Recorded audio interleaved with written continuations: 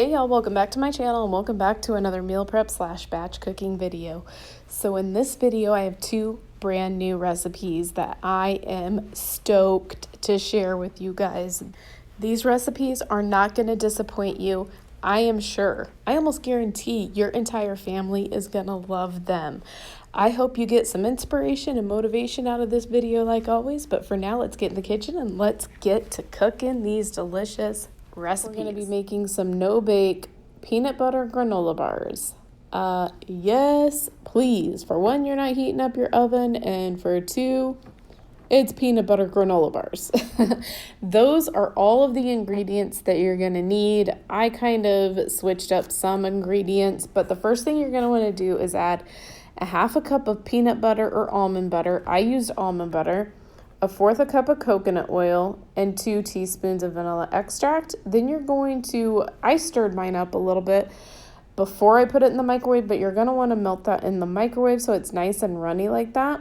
And then I used unsweetened coconut flakes, and I just used my magic bullet to make it a little bit finer, and it worked beautifully. And then I went in with some monk fruit. Those almonds, it says to use sliced almonds. I didn't have any, so I just chopped those almonds up myself. This recipe will be linked in the description box below, so that way you can find all the measurements and all that good stuff. But you're going to put in there around 1/3 cup of flaxseed, a tablespoon of chia seeds, 1/3 cup of pumpkin seeds, and some cinnamon, and then you're going to want to mix all of that up. And then Nicole Burgess actually recommended that silicone granola bar mold, which worked perfectly. You're just going to put a couple of tablespoons in each one of those molds, and I'm telling you, that thing was amazing. They did not stick at all. Once you put that in the freezer and let that set, you're going to want to make the chocolate drizzle, which is 3 tablespoons of sugar-free chocolate chips, 1 teaspoon of coconut oil. Then you're going to microwave that in like 30-second intervals until it's nice and melted. And then as you can see, those granola bars came out so nicely. That one there I kind of manhandled a little too much and I broke it. Oops. But that's okay. They're all going to the same place anyway. But you just take that chocolate, you drizzle it over the tops of all the granola bars. Don't they look good already? And then I just took sunflower seeds and I topped the top of them with shelled sunflower seeds. And these were delicious. Put them in the freezer for about an hour. They come out perfect. Look at that. Oh my gosh. They taste just as good as they look. Seriously, the best granola bar I've ever had, whether it's keto or not keto. The link to this recipe will be in the description box below with all of the ingredients and the measurements that you guys are going to need to make these, because I know you're going to want to make these. Don't miss out on these. Again, you're not going to regret it. So next up, I'm going to be making some tuna melts. This recipe will be in the description box below. It's actually a YouTube video that I found this recipe. It's delicious. It's not a new recipe to me. I made it before, but oh, is it so good. The first thing you want to do, and just keep in mind, I doubled the batch. So the first thing you're going to do is add 2 cans of tuna. So if you're not doubling the batch, remember, I doubled it. So it would be 1 can of tuna. And then I like to break up the clumps of the tuna before I add everything else. I did add a 1/2 cup of mayonnaise. You can use whatever mayonnaise you have. I had just happened to have Duke's. A 1/2 cup of sour cream. And then I went ahead and put in there 4 eggs. The original recipe calls for 2. I added a little bit of pepper. I did add a little bit of salt. And then you're also going to go in with a couple of teaspoons of parsley. I'm telling you guys, I ended up adding a little bit more salt. And then, of course, I wasn't prepared. So the cheese, I forgot to take out of the freezer. So I just took that little handy dandy hammer to loosen up the cheese. And I did put in there around, not quite 3 cups of cheese. And I just gave that a stir. Originally, this recipe makes 6, and I just use my silicone cupcake liners because they come out perfectly in that. But like I said, I doubled the batch because I have a large family, so I made 12 of these. And I'm telling you guys, you could even freeze these if you wanted to make a bunch ahead of time and not have to make them later. Preheat your oven to 350 degrees, and I baked these for around 25 minutes, but every oven's different, so just watch yours. It could take a little bit less, a little bit longer, but these come out perfect every time. I'm telling you, they are so delicious, and I like them because it's portion control right there. You know exactly how many calories, and you know the exact macros. So these are delicious. You could even use salmon instead of tuna. Next up is a simple yet delicious meal. So I'm going to take that turkey breakfast sausage. That is the macros for those, and then it also has pretty darn clean ingredients as well. And I'm just going to cook that up in my pot there. Again, I'm going to use my handy dandy little meat masher. I got that for like $2 at Dollar General. That's some of the best $2 I've ever spent. That thing's amazing. Those are the ingredients I'm going to be using, and I'm using that tricolor coleslaw. That is a 16-ounce bag, each one of them. Typically, you would only use one bag, but I like to add more veggie to mine, and I did add some garlic in there. I went ahead and sauteed the garlic in with the breakfast sausage, and then I added both bags. So I added one bag of the coleslaw, like the already pre-shredded coleslaw, and then I went ahead and added the second bag in, and then I put the lid on there and let it kind of steam so that way it would kind of soften. Then I went in there with some chicken bone broth, and I did about 3 tablespoons of that, and then I added some soy sauce just to taste. And then I added the sesame seed oil. That was probably maybe a tablespoon and a half, and then went in with sriracha. Anybody that watches my channel knows how much I love me some sriracha. And then I also added some ground ginger, gave that a good stir. I'm going to leave the recipe link to the original owners to this recipe in the description box below. And that recipe is seriously that simple. You just put the lid on there, let the cabbage cook down. That's what it looks like when it's done. It is filling, wholesome, delicious. You could even have this if you're doing a non-dairy type diet, which is definitely not myself, but you can have this, and it's so, so good. A lot of you have probably already tried this. Another just small little prep to make my life easier. So I just took that ground turkey, salt and pepper, threw it in a pan, took my handy dandy little meat masher. I'm telling you, I don't know what that thing is called. I call it my meat masher. And that was just a nice protein to side with the zucchini that I prepared. Super simple, easy. Next on the list, I wanted to have just a little bit of vegetables pre-made. I usually just make my vegetables as I go throughout the week, but I just took those couple of zucchinis. That was a tablespoon of avocado oil, and I did add half a cup of Parmesan cheese, salt, and I did add a little bit of pepper.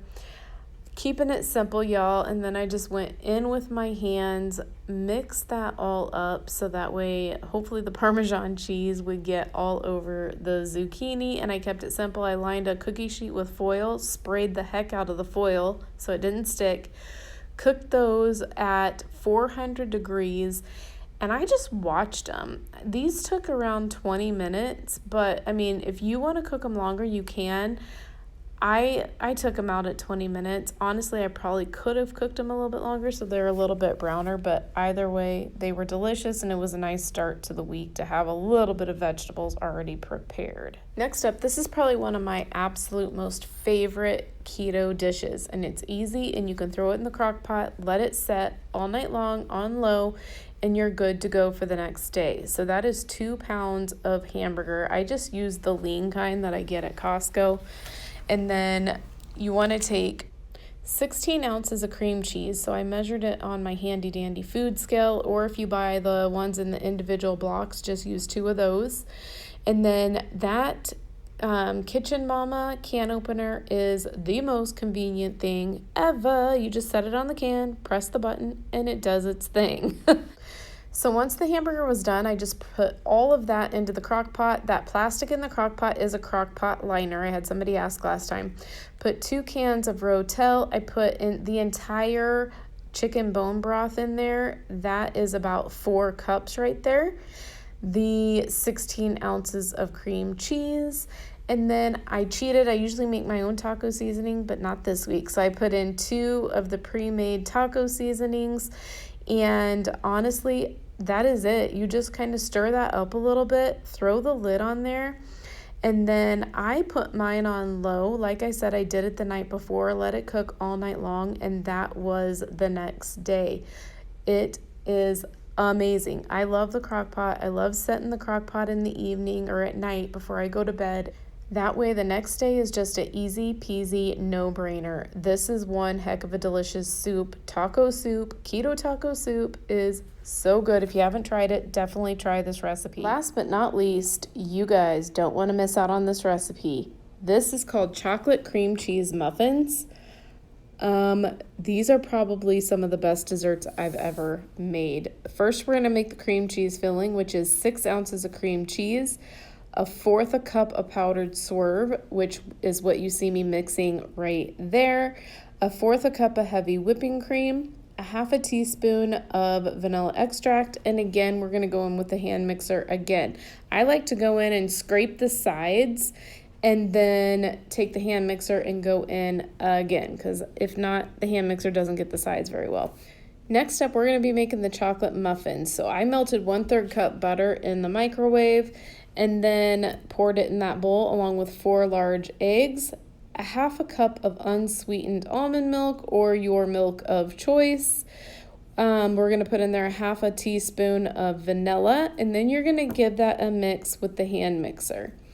Then we're going to go in with 2 cups of almond flour and 1/2 cup of swerve, 1/3 cup of cocoa powder, 1 tablespoon of baking powder, 1/2 teaspoon of espresso, 1/4 teaspoon of salt, and then we're going to go in with the hand mixer again. That espresso is optional. Going to use my cupcake liners, again, the silicone cupcake liners. We are going to fill those up about 3/4 the way full, because remember, we also got to put in the cream cheese filling. It was only supposed to make 12 cupcakes. We're making like 20. This makes way more than what it actually says that it's going to make. Like I said, it said that you're supposed to only make 12 muffins. We made 20, and they were good size muffins. So you're going to take the end of a spoon and make like a little hole in the chocolate, and you're going to just put a little dollop of that cream cheese in the hole of the muffin. And then I topped them with chocolate chips. What you're going to want to do is you're going to want to preheat your oven to 350 degrees, and then you're going to bake these between 20 and 25 minutes. I think mine took not quite 25 minutes, but like I always say, every oven's different. You guys have to try these. I promise you, these are seriously one of the best recipes as far as desserts I have ever made. This is on my top 5 for sure. Probably even more than that, probably top 3. These are delicious. I can't talk highly enough. The recipe is in the description box. You're going to find all the ingredients and directions down there. If you make anything in this meal prep, the muffins and those granola bars are the things that I recommend the most. Seriously. I know it's the 2 things that have the sweetener in it and the erythritols and all that goodness, but I'm telling you guys, you won't be disappointed. I do have a deal alert that I wanted to bring to you guys' attention. It is on the Equip capsules. All Equip capsules are going to be buy one, get one free from now until August 31st. This is a huge deal. So if you need to stock up on your supplements, now is definitely the time. Anytime it's a buy one, get one free, it's a great, great deal. And this deal is completely unlimited, so you can buy as much as you want and still get one for free. So that's going to conclude this week's meal prep / batch cooking video. I really hope that you guys get a chance to make some of these recipes. This is probably one of my favorite meal prepping videos that I've made so far. The recipes in this meal prep are so simple, but yet so delicious. You don't have to sacrifice on keto. So like always, I hope you guys got some inspiration and motivation from this video. Don't forget to follow me on Instagram if you make any of these recipes, or just tag me and let me know what you're meal prepping. You guys give me ideas as well. But for now, I think that's all I have for you guys. I'm going to be praying for you, your family, and your country. Thank you so much for watching. I greatly appreciate every single one of you guys. And don't forget to go out there and make today even better than yesterday. And I'll talk to you in my next video. Bye. On my own, but I don't know why you hit the road, but you don't realize I won't look back when you're around. I won't think twice when